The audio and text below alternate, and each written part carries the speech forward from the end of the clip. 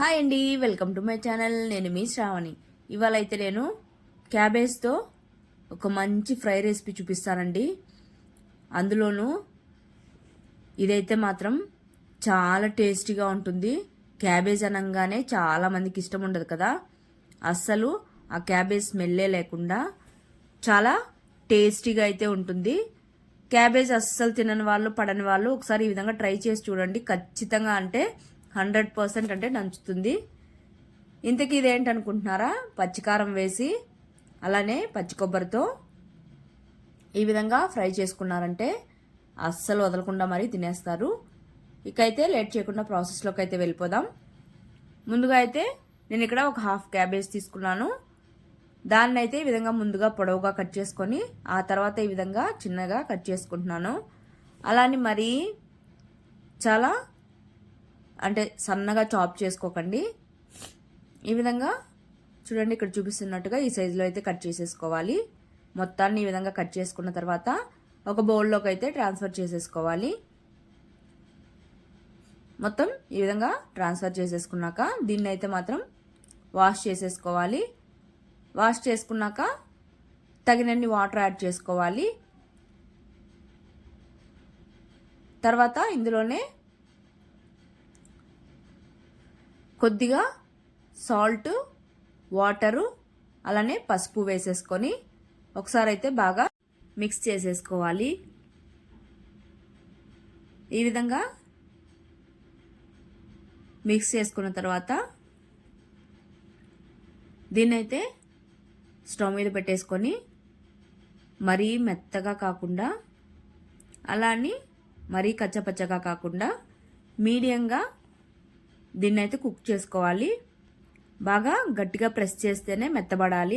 అలా ఉంటేనే ఈ క్యాబేజ్ అనేది పొడి పొడిగా బాగుంటుంది. లేదు అంటే ముద్దగా అయిపోతుంది, తినడానికి కూడా బాగోదు అసలు.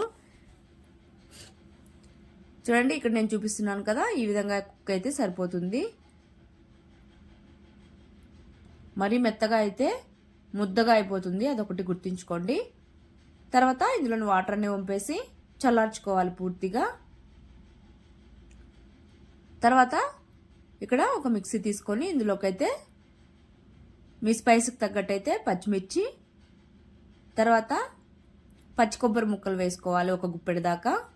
నేను తీసుకున్న క్వాంటిటీకి అయితే దీన్ని అయితే కొద్దిగా కచ్చపచ్చగానే మిక్సీ పట్టేసుకోవాలి. ఈ విధంగా పచ్చి కొబ్బరి అలానే పచ్చిమిర్చి కాంబినేషన్ అయితే చాలా బాగుంటుంది. ఇదైతే అస్సలు మిస్ అవ్వకుండా తప్పకుండా ట్రై చేయండి. తర్వాత ఇక్కడ చల్లారిపోయింది. దీంట్లో నుంచి వాటర్ మొత్తం ఈ విధంగా గట్టిగా ప్రెస్ చేసుకుంటూ పిండేసుకోవాలి. చూడండి, ఇక్కడ నేను గట్టిగా ప్రెస్ చేసి పిండేస్తున్నాను కదా, అయినా క్యాబేజ్ అనేది ముద్దగా అయిపోకుండా ఉంది. కాబట్టి ఈ విధంగానే కుక్ అయితే సరిపోతుంది. మొత్తం ఈ విధంగా పిండేసుకున్న తర్వాత వాటర్ పక్కన పెట్టేసుకొని చూడండి, ఇక్కడ పర్ఫెక్ట్గా అయితే పొడి పొడిగా ఉంది కదా. దీన్ని కూడా పక్కన పెట్టేసుకొని దీనికైతే పోపు అయితే పెట్టేసుకుందాం. స్టవ్ మీద కడాయి పెట్టుకొని ఆయిల్ వేసుకోవాలి.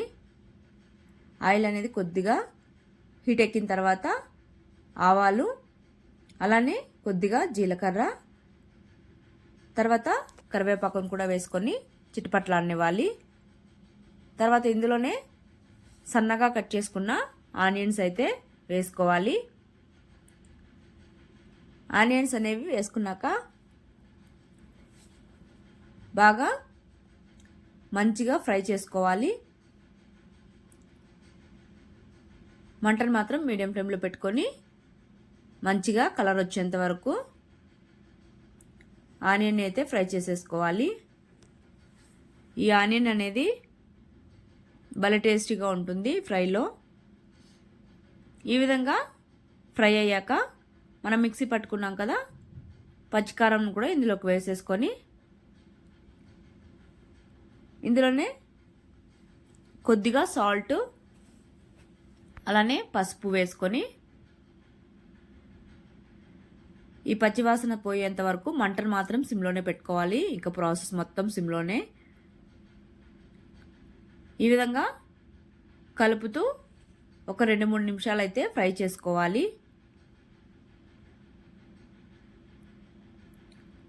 ఈ విధంగా మంటను సిమ్లోనే పెట్టుకొని ఫ్రై చేసుకున్నామంటే అడుగంటదు, అలానే మంచిగా ఫ్రై అవుతుంది, టేస్ట్ కూడా కమ్మగా ఉంటుంది.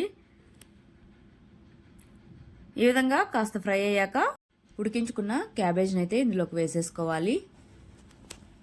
వేసుకున్న తర్వాత మొత్తం పచ్చికారం అలానే క్యాబేజీకి పట్టేలాగా ఒక 3 మినిట్స్ వరకు ఈ విధంగా కలుపుతూ, మంటను మాత్రం సిమ్లోనే పెట్టుకోవాలి, కలుపుతూ ఫ్రై చేసుకోవాలి. కాసేపు ఈ విధంగా మొత్తం బాగా ఫ్రై అయ్యాక మూత పెట్టుకొని ఒక 2 నిమిషాల పాటు సిమ్లో అలానే వదిలేస్తే సరిపోతుంది. తర్వాత కొద్దిగా కొత్తిమీరను వేసేసుకొని ఒకసారి మళ్ళీ బాగా మిక్స్ చేసేసుకొని వేడిగా సర్వ్ చేసేసుకోవడమే. అంతే అండి, చాలా సింపుల్గా అయిపోయింది కదా ప్రాసెస్ కూడా. టేస్ట్ కూడా అలానే ఉంటుందండి. ఇంతకీ మీరు ఎప్పుడైనా ఈ విధంగా ట్రై చేశారా? కమెంట్ చేయండి తప్పకుండా. అయితే ఇదైతే మాత్రం one of my favourite recipe అని చెప్పొచ్చు. చాలా బాగుంటుంది. ఎస్పెషలీ యాజ్ యూజువల్ వేడి వేడి అన్నంలోకి అయితే చాలా టేస్టీగా ఉంటుంది. లేదు అంటే ఒట్టిదే తినేసినా చాలా బాగుంటుంది. చపాతీలో కానీ ఎలా తిన్నా టేస్ట్ అయితే చాలా బాగుంటుంది. సో తప్పకుండా మీరు ట్రై చేసేసేయండి.